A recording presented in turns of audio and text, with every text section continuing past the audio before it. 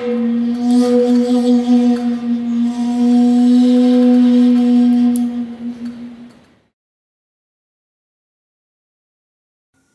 first type of equipment that we're going to talk about is the uniform.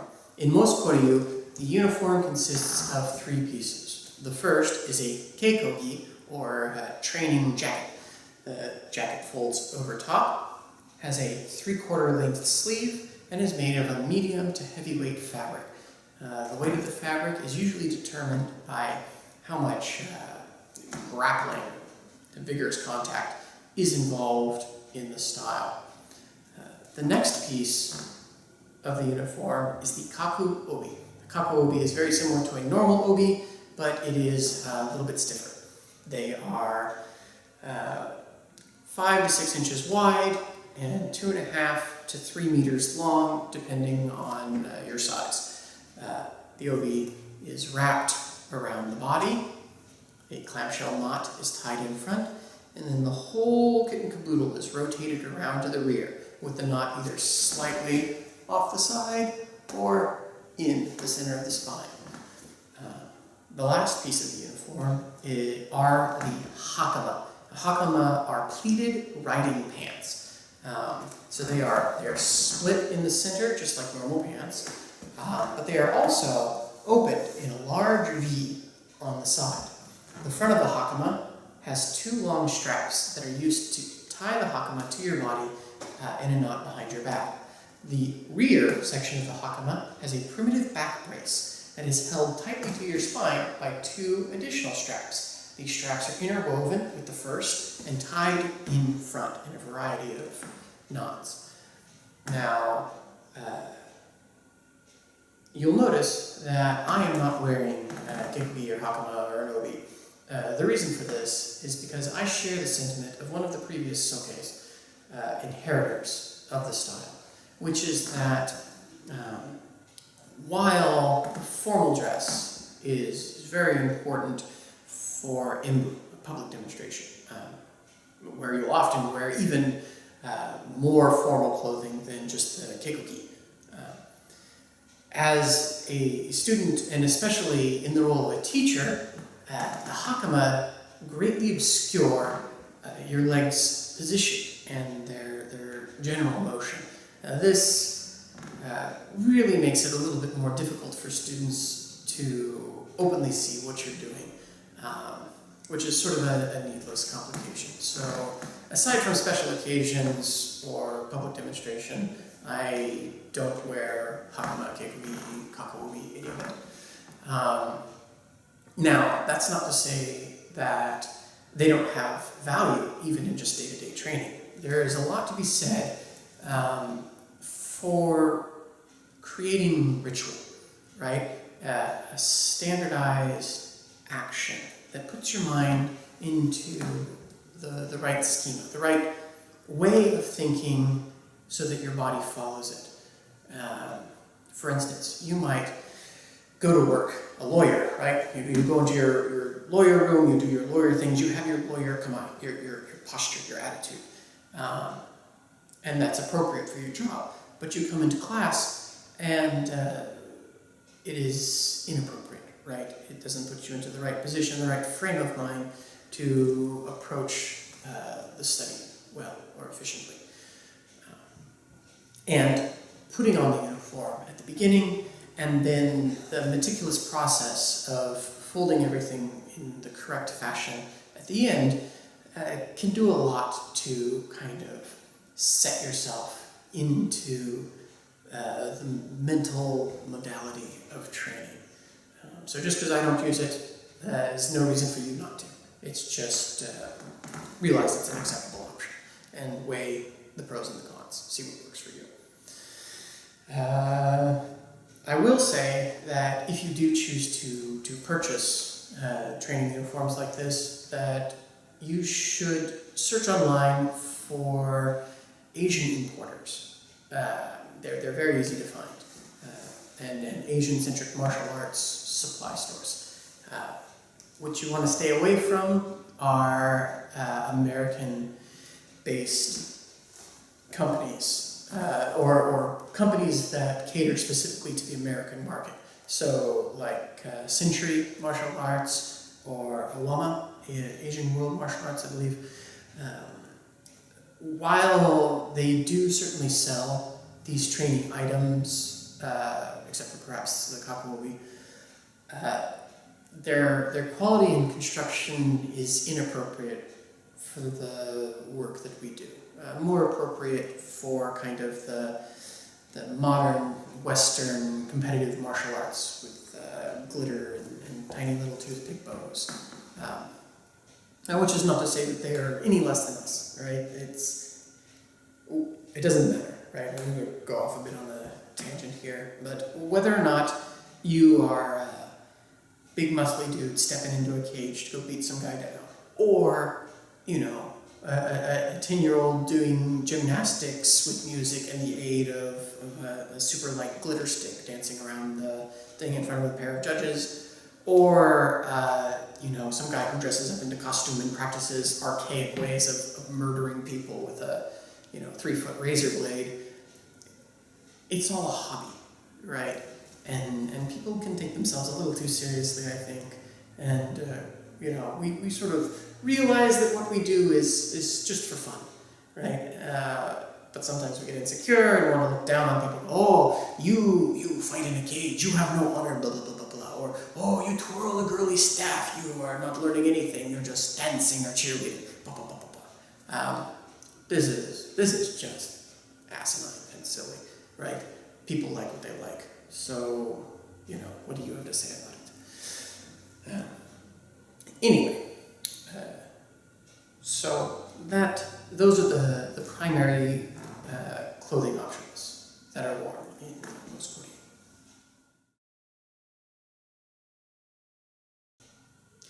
The next piece of common equipment that we use in Koryu are bokken, sometimes referred to as bokuto, right? They are wooden training swords.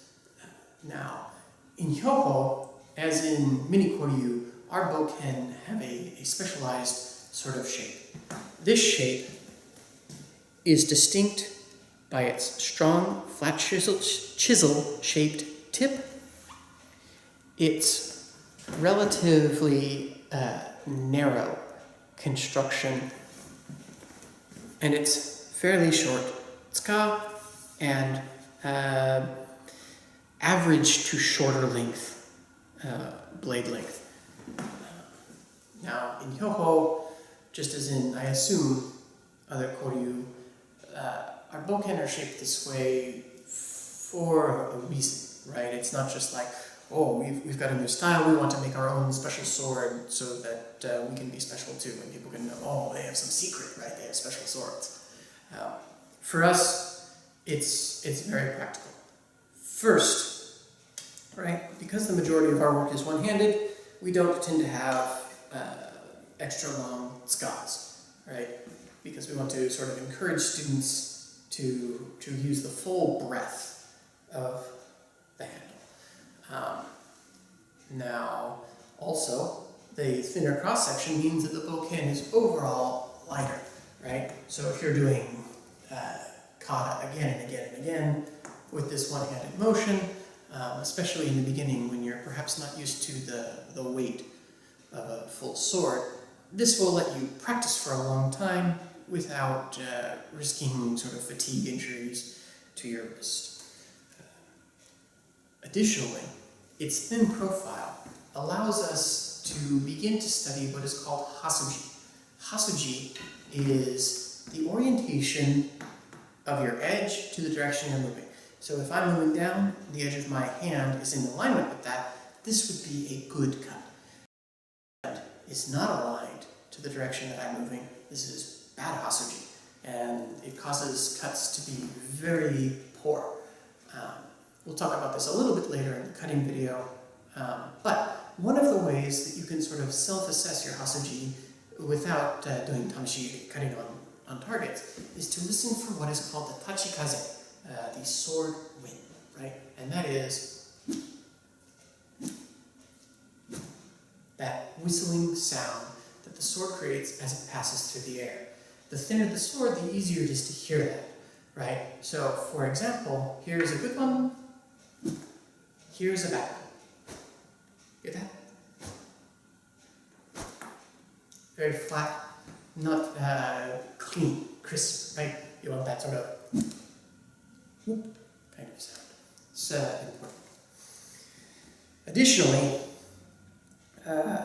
because we are using the bokken in all of our paired practice, in all of our kata, in Koryu kata, it's not like modern karate where there is one person kind of doing their practice routine solo.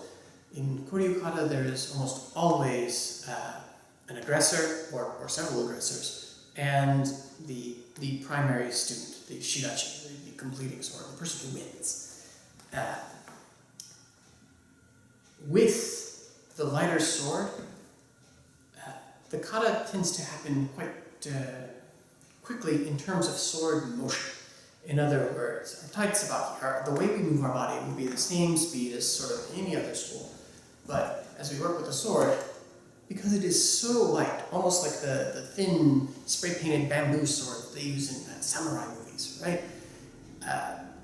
You get used to having things come at you quite quickly. And this is important, because getting used to perceiving objects at speed helps us to react rationally to them rather than sort of like, and having flinch reactions that are very unhelpful.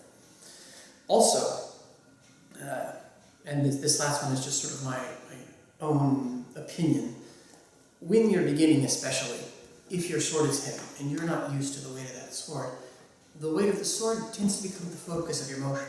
And so you'll see people who, as they cut, because their mind is here in the weight of their sword, trying to make sure it doesn't drop or hit or bump into their opponent or strike them unnecessarily or fall out of their hands, their mind will follow, their eyes will follow, their head, shoulders, their whole posture will follow into that sword.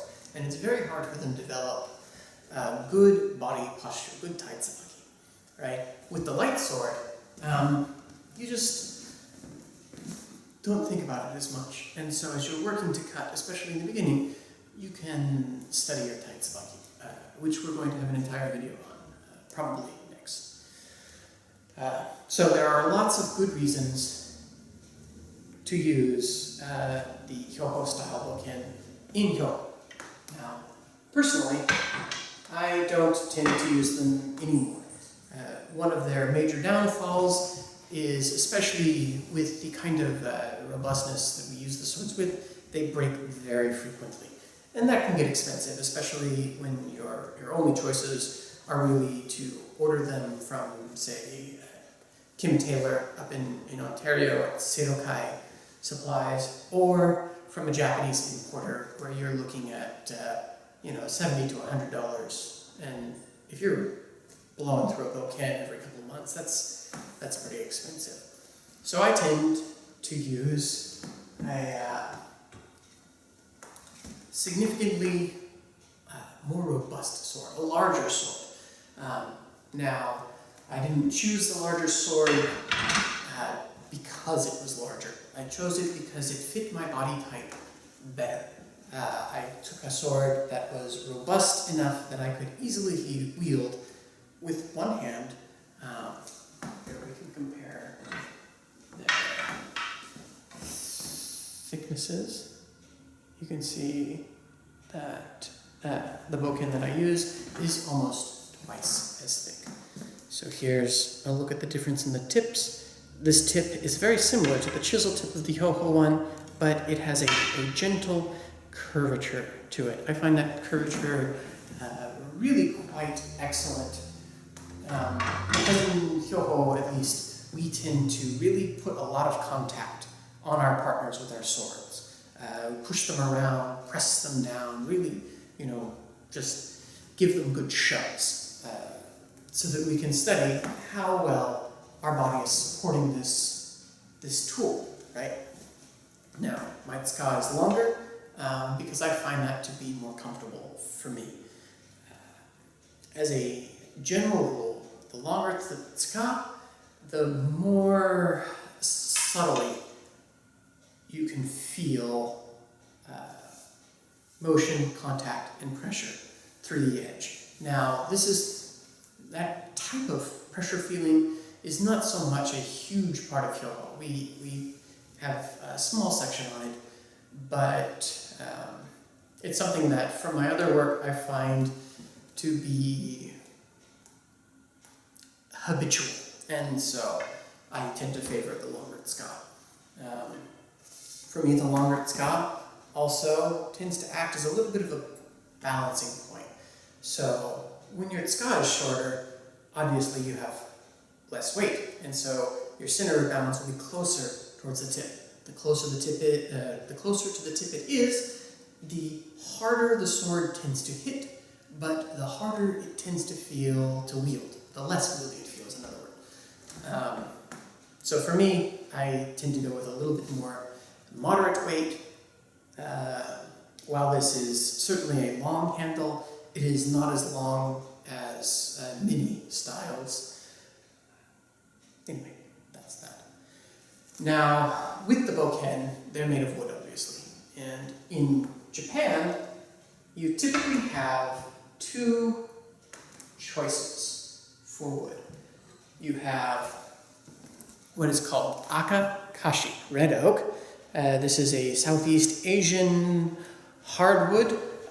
These tend to be quite weak in my experience, and even fairly robust ones like the ones you get from local American manufacturers such as Century and Owama tend to break fairly frequently, even with good maintenance. In contrast, here, the more popular wood tends to be shirokashi. Shiro is white oak, of course. You can kind of maybe get a good image of the grain difference there. White oak tends to be tighter grained. It tends to be a little bit denser. It tends to be fairly substantially harder. Now, the Japanese almost, they predominantly use the shirokashi, the white oak, because of its hardness and its relative robustness. And it's a perfectly fine option. However, I have really grown to appreciate Appalachian hickory. Now, the hickory is not as hard as the oak, and oak weapons will dent it up, but it has substantially more flex than the oak. And so when you're really whacking each other's swords to control their position, or even just control them, I find that bit of flexion makes them much more robust. It used to be that I would break shirokashi white oak weapons once every 6 months or so, but with good maintenance, right? It's much shorter if you don't follow a good maintenance cycle. But I've had this bokken for 5, maybe 7 years. And I've only had to do one major repair to it, which involved a bit of planing to take out a fairly substantial dent that was put into it by a Joe. Joe is a 4 foot tall-ish staff, little, at an inch or a little less. Right? Now, in Hyogo, because we use two swords, in many of our kata, we also will typically have a wakizashi bokken. Now, what separates a katana from a wakizashi from a tanto? Well, it's very simple. In the Japanese mindset, they are all the same thing. The different names don't denote different items as much as they are a descriptor of length and general form.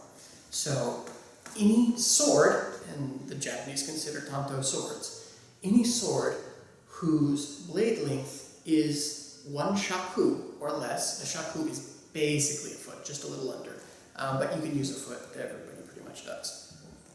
1 shaku or less is a tanto. 2 shaku to 1 shaku is a wakizashi. 2 shaku to usually 3 or under is a katana. Now these are general terms. There are other variant terms used to describe swords made in specific styles or specific mountings or that are worn in a specific way. But for your working knowledge, tanto, wakizashi, katana, people will understand what you mean. The wakizashi tanto is basically the same as the katana, has that same cross-section, same chisel-shaped tip for the same reasons. Right? Now, care and maintenance, right? The number one thing that you need to do to your wooden weapons is oil them. I use Form B's tongue oil. Usually, when I get a sword, the first thing I do is I will take sandpaper and I will strip off any finish that might happen to be on there. Whether it was the oiled finish that the private craftsman put on, or whether it was the sort of protective, horrible, glossy finish that manufacturers tend to apply. Once that finish is off, the wood can breathe, and wood is porous, so it will absorb the oil over time. I'll use the Form B's tongue oil, and I will coat it lots of thin coats. With that first sanding, I'll usually use about 3 coats, giving time to dry between each one. Then I will do it once a week for a month, and then once a month for maybe 2 or 3 months until it becomes clear that the wood is not really absorbing any more of the oil is just staying at the top. You'll know this because even after it's dry, the wood will have a kind of tacky feel to it. So light coats are really your friend. If you really glob that on and it's not sucking in, you're going to have a really sticky sword for a long time, and nobody wants that. Other bits of maintenance. They're wood. Don't leave them out in the rain. Don't be dumb, right? Also, it is important to inspect your weapon for damage or defects fairly frequently. Some examples of damage that might occur, especially in harder weapons, right? If I take a particularly strong strike, the edge might dent, creating a sort of snag that would tear or splinter into my training partners if I'm applying force to them. And so I want to plane or sand that out and then re-oil it. If it cannot be planed or sanded out, then you have to chuck it, right? Get a new one. Safety is very important. What we're doing is already dangerous enough. Additionally, sometimes you'll see cracks begin to form, and once a crack starts pushing into your wood, again, it's pretty much done. Now, if you are inclined to make your own sword, the best piece of advice that I can give you is pay attention to the grain. On this, I think you can see that the grain runs parallel to the overall form of the sword. This greatly improves the sword's lifespan.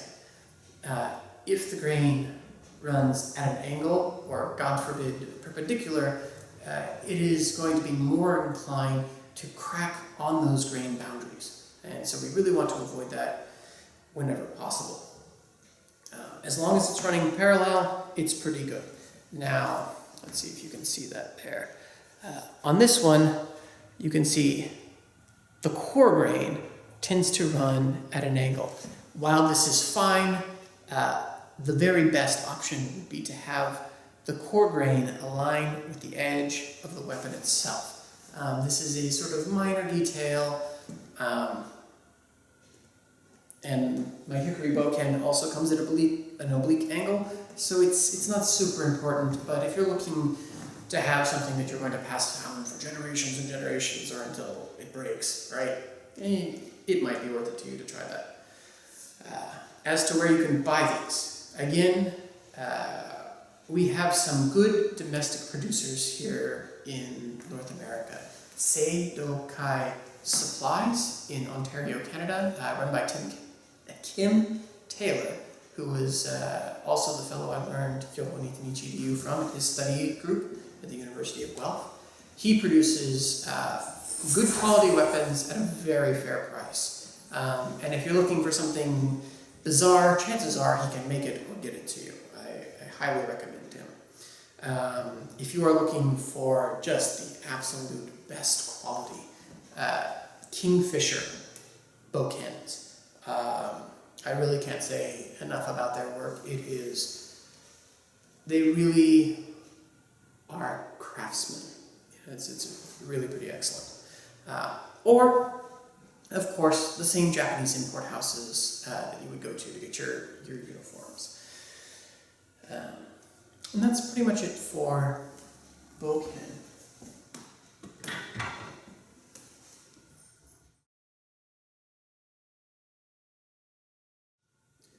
The next piece of gear that we're going to go over are called Fukuro shinai. Now, Fukuro shinai are sort of the archaic predecessor to modern fencing shinai as in used in the sport of kendo.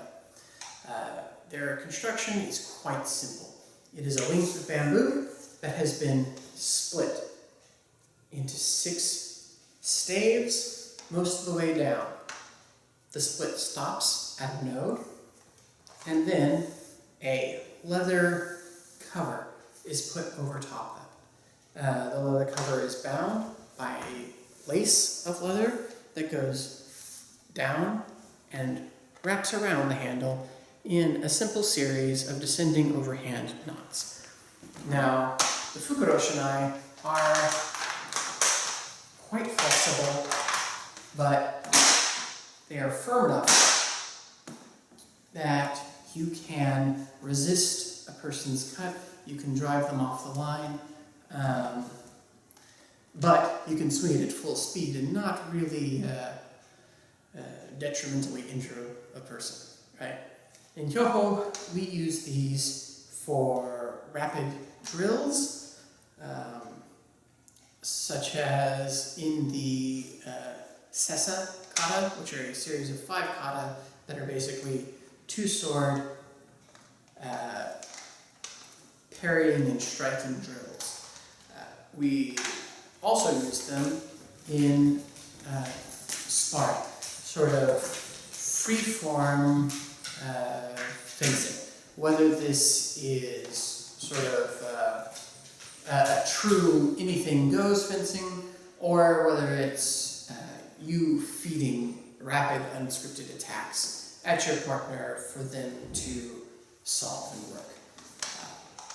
These are really pretty awesome training tools. You can get them online through Japanese suppliers, or if you happen to live somewhere with access to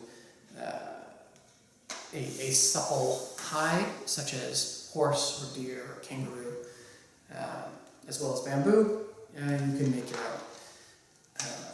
There's really not a lot more to them than that, but they are pretty useful.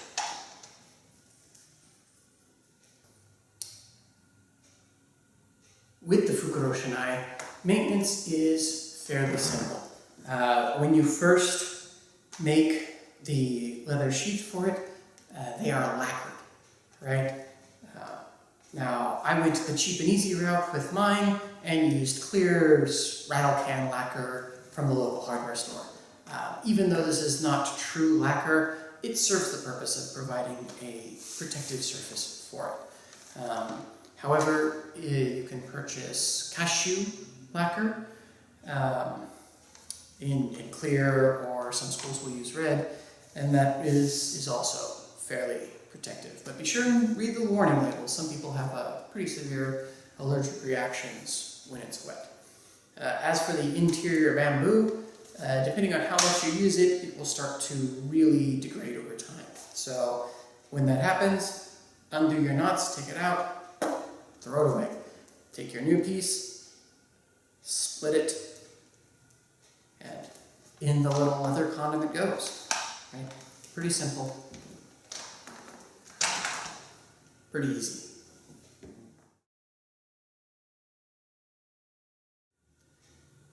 the final piece of equipment that we tend to use in Hyoho is a Shinken.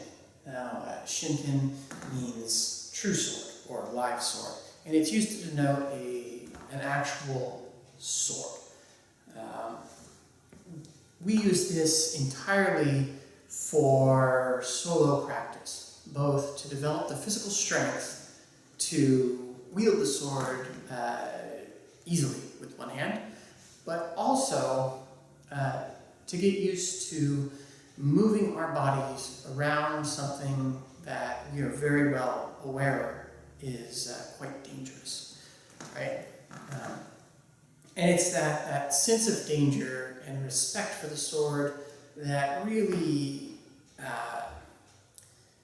just keeps us from using dull swords like iaito, as used in iaido martial art. They are typically zinc and aluminum alloyed, quite dull, though quite pointy. Truth be told, I have seen more iaido practitioners be grievously injured from their blunt swords than I have seen Kinjitsuka sword guys injured from their live blades, meaningfully injured. But your mileage may vary. So, again, there is a lot of information on sword parts, their construction, and how they evolved over the centuries in Japan. Online, if you're interested, go ahead and look it up. We're going to go very quickly through some of the sword parts that are important for us, right? The first is the saya. The saya is the sword's scabbard. It typically has end caps and a mouth cap made of either horn or metal. It will have a lacing loop where a cord called a sageo will be drawn through. The sageo in some styles is used to either tie the sword onto the obi or tie it around the obi to prevent it from being drawn so far. We don't use them so much in Hyoho. They also occasionally will function as a backup tatsuke, a cord to tie back your kimono before you do work, right? The scabbards themselves are wood. Typically in Japan, they are made from ho wood, which is a magnolia. In the West, we tend to make them out of poplar or alder because the wood is soft enough that it doesn't mar the finish, but they're also neutral enough in their acidity that they don't rust the blade.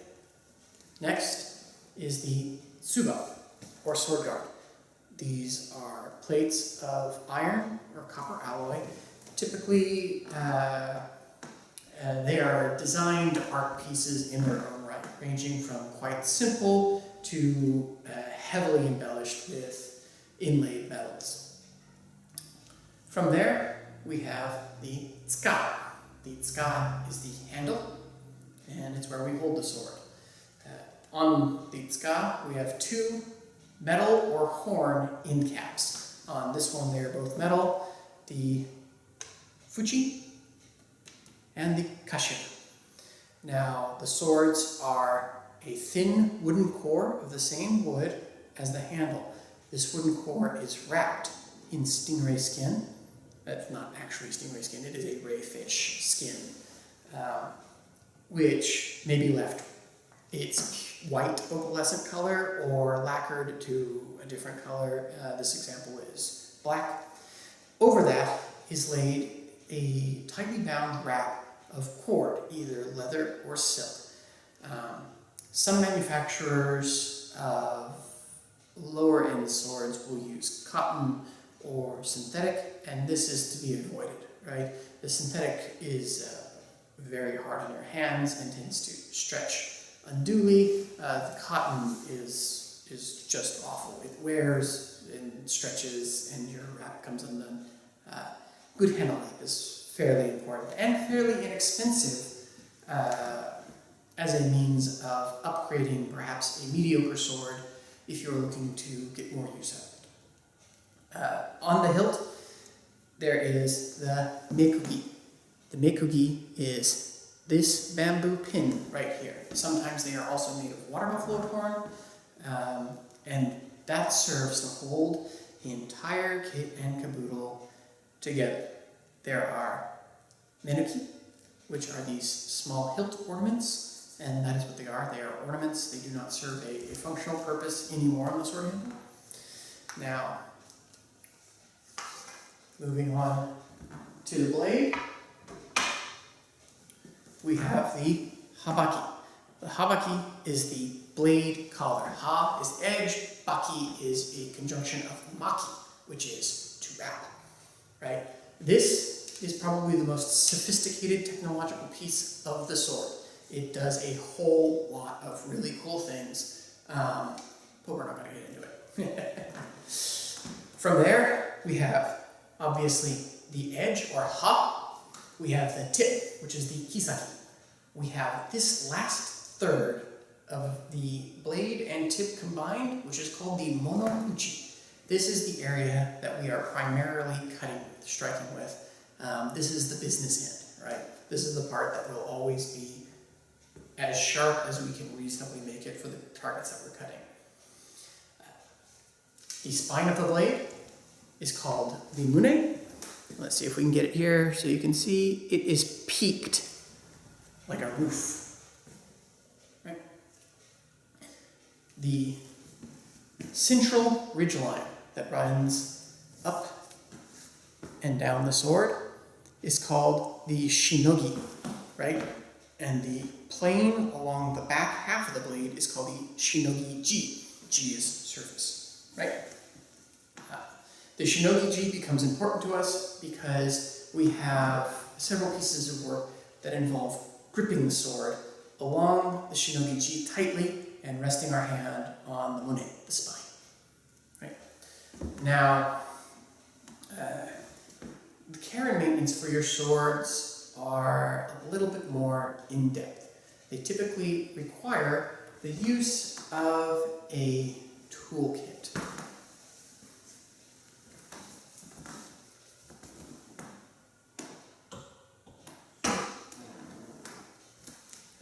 This one's obviously seen better days. These will often come in very lovely looking wooden boxes.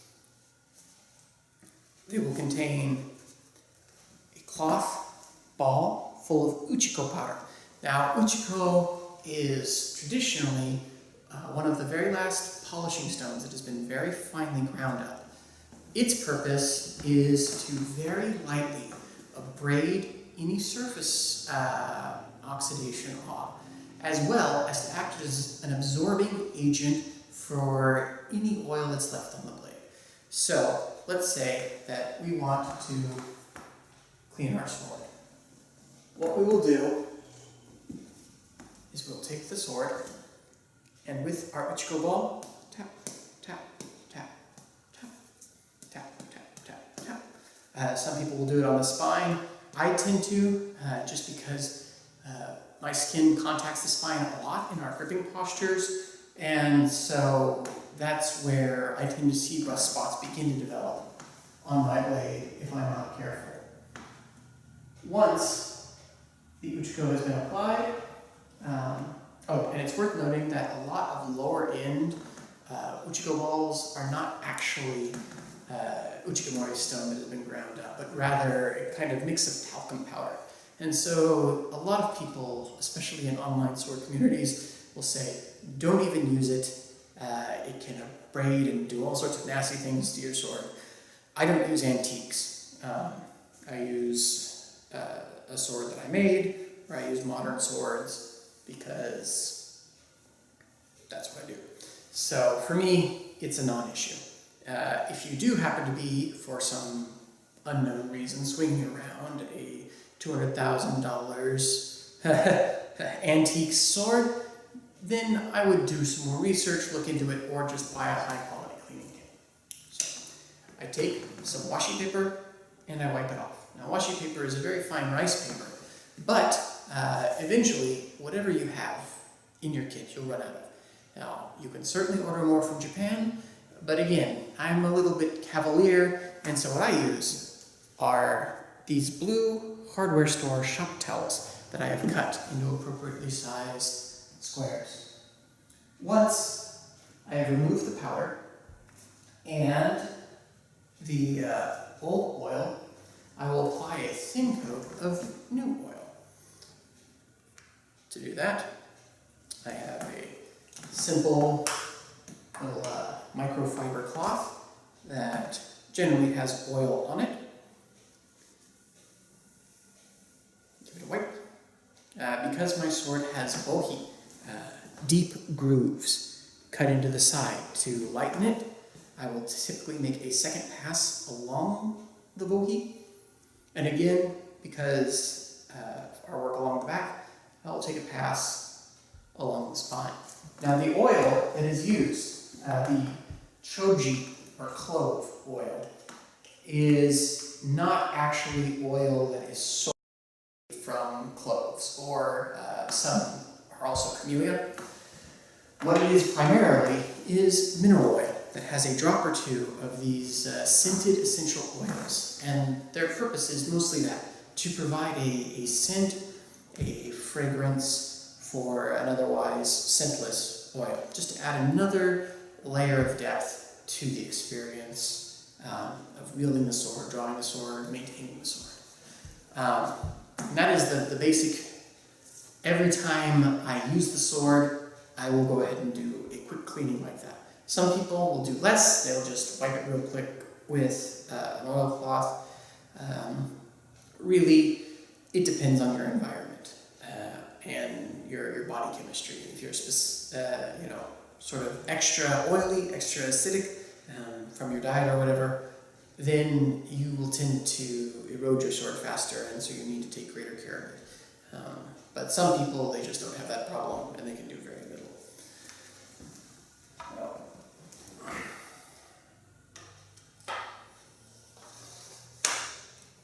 Now, the sword is designed to be taken apart, and in most cleaning kits there will be a small brass hammer with a pin atop that can be unscrewed and used to drive out the mekugi, or the mekugi rather.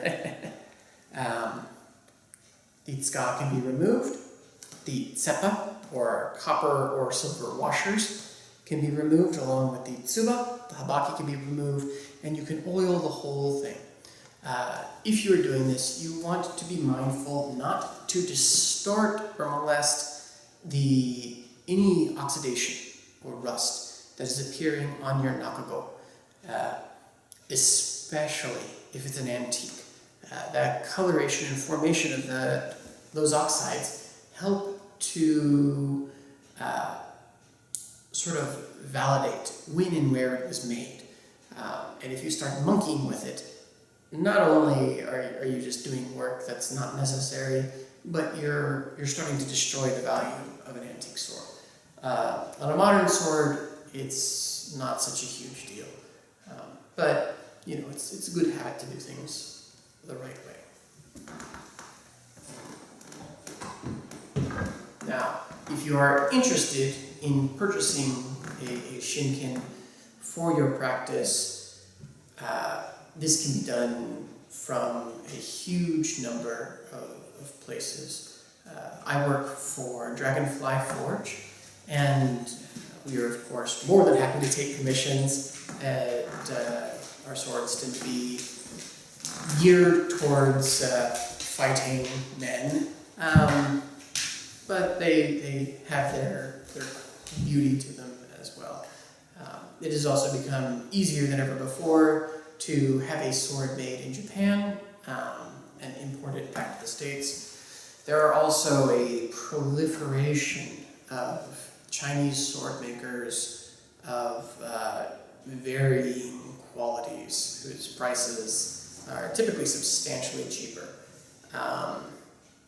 The one sort of mass manufactured swords that I would suggest, if it was that or nothing, would be those produced by Bugate Trading Company.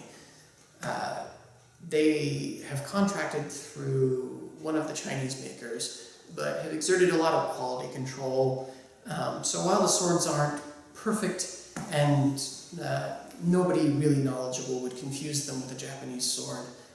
They are certainly acceptable to train with, and at a price point that is around $1,000 as opposed to, say, $9,000 at the low end for one of our swords. It's a lot more accessible for beginners. So, but really, the Shinken can be the last thing you buy, right? I mean, obviously, you need the Bokken first. And then, you know, Fukuro shinai can be had very cheaply if you make them yourself. They run around $100 if you purchase them online. But, you know, getting a live blade is quite an expense. And at this point, the acceptable quality of blunt iaito are more expensive than the low grade of Chinese live blades. So, you know, it's do some research, but hey, what am I saying? You guys are gonna do what you want to do anyway. I'll stop talking your ear off.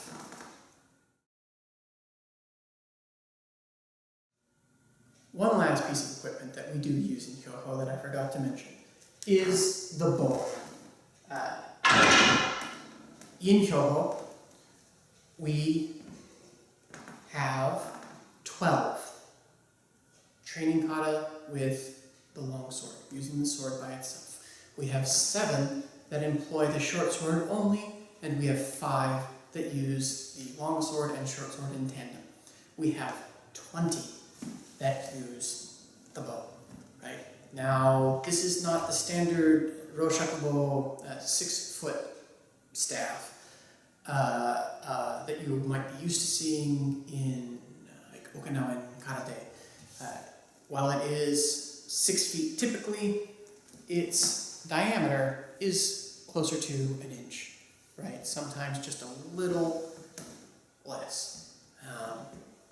Now these are typically made, again, from white oak. For me, I really do not like the white oak in the longer weapons. I think that hickory or even ash perform much better when you start to apply that kind of long body leverage to it. The wood that I use is this Chinese white waxwood.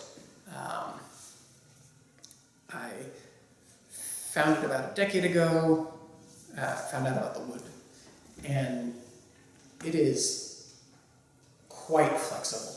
I guess I can do it this way so you guys can see. There you go. Really robust. I have never broken one, which is saying a lot. But I've decided that I am probably not going to go into any of the bow kata during this series. Not only is it's just a little inappropriate, so I won't be doing it. But we are going to go through all the sword kata. So you'll just have to live with it, or move to Japan.